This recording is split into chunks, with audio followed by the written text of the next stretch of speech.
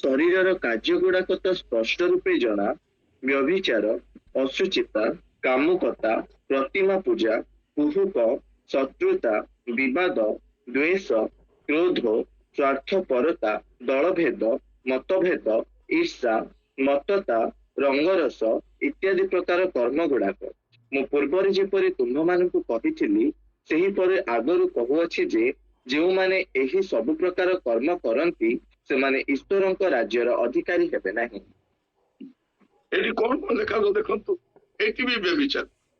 ଆପଣ ଯେତିକି ପାପର ଲିଷ୍ଟ ଦେଖିବେ ସେଠି ବ୍ୟଭିଚାର ଆଗରେ ଥିବ। ବ୍ୟଭିଚାର, ଅଶୁଚିତା, କାମୁକତା, ପ୍ରତିମା ପୂଜା, କୁହୁକ ଏସବୁ ନାହିଁ। ଛାଡ, ଶତ୍ରୁତା ଅଛି, ବିବାଦ ଅଛି, ଦ୍ୱେଷ ଅଛି, କ୍ରୋଧ ଅଛି, ସ୍ୱାର୍ଥପରତା ଅଛି, ଦଳଭେଦ, ମତଭେଦ, ଈର୍ଷା ଅଛି, ମତତା, ରଙ୍ଗରସ ଅଛି। ଯଦି ୟା ଭିତରେ ଗୋଟେ ବି ଅଛି ସେ ଈଶ୍ୱରଙ୍କ ରାଜ୍ୟର ଅଧିକାରୀ ହେବ ନାହିଁ। ଆପଣ ଟିକେ ଚାହା ପିଇଲା ପରେ ବସିକି ଚିନ୍ତା କରିବେ, ହେଲା, ଆରାମରେ ବସିକି ଚିନ୍ତା କରିବେ ଜଳଖିଆ ପରେ, ୟା ଭିତରେ କୋଉଟା ମୋ ଭିତରେ ଅଛି। ଯଦି କୋଉଟା ବି ଗୋଟେ ମୋ ଭିତରେ ଅଛି ତାହେଲେ ମୁଁ ସମସ୍ୟାରେ ଅଛି। ମୁଁ ଆପଣ ମାନଙ୍କୁ କହି ରଖେ ପ୍ରିୟ ଭାଇ ଭଉଣୀ ମାନେ, ଜଣେ ଲୋକ ଠକାମିରେ ପଡିଛି ବୋଲି କେମିତି ଜାଣିବ? ଯେତେବେଳେ ସେ କୌଣସି ପାପକୁ ସେ ଗ୍ରାଣ୍ଟେଡ ବୋଲି ଭାବିଦେବ, ଚଳିବ, ଏଇଟା ତ ଛୋଟ ପାପ, ଆଉ ଏଇଟା ଛୋଟ। କଣ ଛୋଟ? ନର୍କକୁ ଯିବାଟା ଛୋଟ ନା ନର୍କରୁ ରକ୍ଷା ପାଇବାଟା ଛୋଟ? ଆପଣ ଏଫିସିଓ 5 ପର୍ବ 5 ପଦ ଟିକେ ପଢନ୍ତୁ। ଏଫିସିଓ 5 ପର୍ବ 5 ପଦ। କାରଣ ତୁମ୍ଭେମାନେ ନିଶ୍ଚୟ ରୂପେ ଜାଣ ଯେ କୌଣସି ବ୍ୟଭିଚାରୀ ବା ଅଶୁଦ୍ଧାଚାରୀ ବ୍ୟକ୍ତି ବା ଲୋଭୀ ସେ ତ ଦେବ ପୂଜକ, ଏମାନଙ୍କର ଖ୍ରୀଷ୍ଟ ଓ ଈଶ୍ୱରଙ୍କ ରାଜ୍ୟରେ ଅଧିକାର ନାହିଁ।